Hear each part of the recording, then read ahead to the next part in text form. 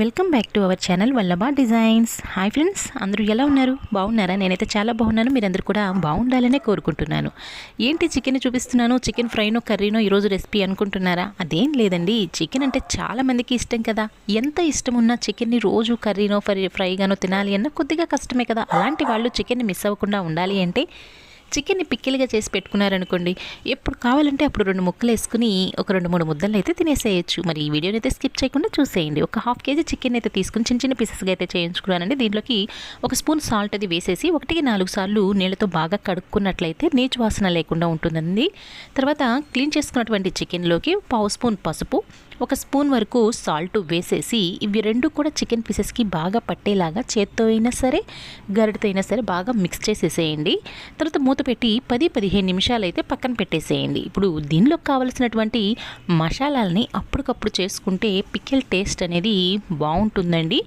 ఫ్రెష్గా ఉంటుంది కాబట్టి ఆ ఘాటుదనం అది స్మెల్ ఈ చికెన్ పీసెస్కి బాగా పడుతుంది.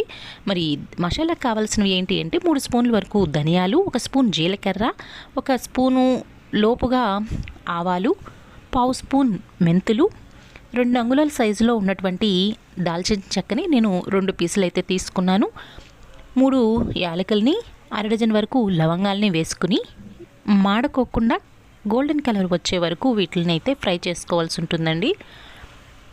చూస్తున్నారు కదా, ఇలా ఎక్కడ కూడా మాడుకోకుండా చేసుకున్నట్లయితే వాసన బాగుంటుందండి. మాడితే తెలుస్తుంది కదా మనకి, మాడు స్మెల్ అనేది వస్తుంది, మాడిపోయిన స్మెల్ అనేది. ఆ స్మెల్ రాకోకుండా దగ్గరుండి ఒక 2 మినిట్స్లో అయితే ఇవన్నీ వేగిపోతాయండి. వేగిన తర్వాత స్టవ్ అది ఆఫ్ చేసేసుకుని కంప్లీట్గా చల్లారిన తర్వాత వీటిని మిక్సీ అయితే పట్టుకోవాలి. ఇప్పుడు వేరొక పాన్ ఏదైనా పెట్టుకుని 1.5 కప్పుల వరకు ఆయిల్ని అయితే వేసేసేయండి. ఈ ఆయిల్ అనేది కొద్దిగా హీట్ అవ్వనివ్వండి. చూస్తున్నారు కదా, 1 మీడియం సైజు బౌలేనండి అది. దాంతో 1.5 వరకు నేను ఆయిల్ అనేది వేసాను. ఆయిల్ అనేది హీట్ అయిన తర్వాత ముందుగా మనం పసుపు, ఉప్పు వేసి పక్కన నానపెట్టేసేసాం కదండి చికెన్ని. ఆ చికెన్ పీసెస్ని ఈ ఆయిల్లో అయితే వేసేసేయండి. ఇలా వేసిన తర్వాత ఒక 2 మినిట్స్కి మనకి చికెన్లో ఉన్నటువంటి వాటర్ కంటెంట్ కూడా బయటకు వస్తుంది. ఆయిల్ ప్లస్ ఈ చికెన్లో ఉన్నటువంటి వాటర్ కూడా బాగా మిక్స్ అయిపోయి బాగా బబుల్స్ లాగా అట్లా వస్తుందండి, నొరగ. ఏం కంగారు పడాల్సిన అవసరం లేదు. ఈ వాటర్ అనేది కంప్లీట్గా డ్రై అయిపోయి ఆయిల్ అనేది మనకి కనిపిస్తూ ఉంటుందండి. అప్పటి వరకు వీటిని వేయించుకుంటూ మధ్య మధ్యలో కలుపుకుంటూ ఉండాలండి. ఇలా చేసుకోవచ్చు. ఇంకొక ప్రాసెస్ ఏంటి అంటే మనం సాల్టు, పసుపు వేసి నానపెట్టిన తర్వాత అదే గిన్నెని మనం డైరెక్ట్గా స్టవ్ మీద పెట్టేసి వాటర్ అంటూ పొయ్యికోకుండా చికెన్లో నుంచి వచ్చే వాటర్ తోటే ఈ చికెన్ని బాగా ఉడకపెట్టిన తర్వాత ఆయిల్లో డీప్ ఫ్రై అయితే చేసుకోవచ్చు. నేనైతే డైరెక్ట్గా ఇట్లా ఆయిల్లోనే వేసేసి ఫ్రై చేస్తున్నానండి. చూస్తున్నారు కదా, ఈ కలర్ వచ్చే వరకు అయితే ఫ్రై చేసుకోవాల్సి ఉంటుందండి. ఇందాక చికెన్లో వచ్చినటువంటి వాటర్ కూడా మొత్తం కూడా చూస్తున్నారు కదా, కంప్లీట్గా డ్రై అయిపోయింది. ఇప్పుడు ఆయిల్ వరకే మనకు కనబడుతుందండి. ఇప్పుడు ఈ పీసెస్ని వేరొక గిన్నెలోకి అయితే తీసేసుకుందాము.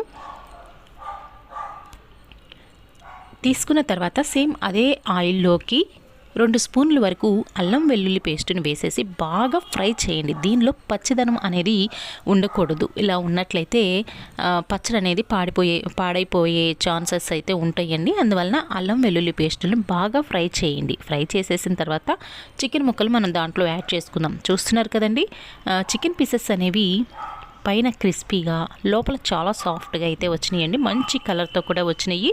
అల్లం వెల్లుల్లి పేస్టు అనేది మధ్య మధ్యలో కలుపుతూ ఉండండి, ఎందుకంటే అడుగంటుతుంది కదా. అలా అడుగంటుకోకుండా కలుపుతూనే ఉండండి. కలర్ అనేది కూడా గోల్డెన్ కలర్లోకి అయితే అల్లం వెల్లుల్లి పేస్ట్ అనేది వచ్చింది కదండి, అంటే బాగా ఫ్రై అయింది కదండి. దీనిలోకి వచ్చేసరికి ఇప్పుడు మనం వేయించి పక్కన పెట్టుకున్నాం కదండి చికెన్ పీసెస్, వాటిని కూడా వేసేసేద్దామండి. ఈ అల్లం వెల్లుల్లి పేస్టు చికెన్ పీసెస్కి అయితే బాగా పట్టేలాగా గరిటతో బాగా తిప్పండి. ఈ పీసెస్ అవి బాగా వేగేటప్పుడే మనం ముందుగా ధనియాలు అవన్నీ వేయించి పక్కన పెట్టుకున్నాం కదా, వాటిని ఫైన్ పౌడర్గా చేసుకుని ఆ పౌడర్ని కూడా ఈ చికెన్ పీసెస్కి పట్టేలాగా వేసేసేయండి. దీంట్లోకి సాల్ట్ అనేది 2 స్పూన్స్ వేయండి. ఆల్రెడీ 1 స్పూన్ అయితే మనం ఫస్ట్లో వేసి నానబెట్టాం కదండి పసుపుతో పాటు, అది గుర్తు పెట్టుకుని సాల్ట్ అనేది ఇప్పుడు చూసుకుని వేసుకోండి. తర్వాత 3 స్పూన్ల వరకు నేను కారాన్ని అయితే వేసానండి. మీరు కొంచెం స్పైస్ ఇష్టపడేవాళ్ళు ఉప్పు కారాలు ఒకసారి చెక్ చేసుకుని మీకు అవసరం వేయాలి అని అనిపిస్తే కనుక ఇంకొద్దిగా యాడ్ చేసుకోవచ్చు. ఇప్పుడు బాగా మిక్స్ చేసేసి స్టవ్ అయితే ఆఫ్ చేసేసి కంప్లీట్గా చల్లారే వరకు పక్కన పెట్టండి.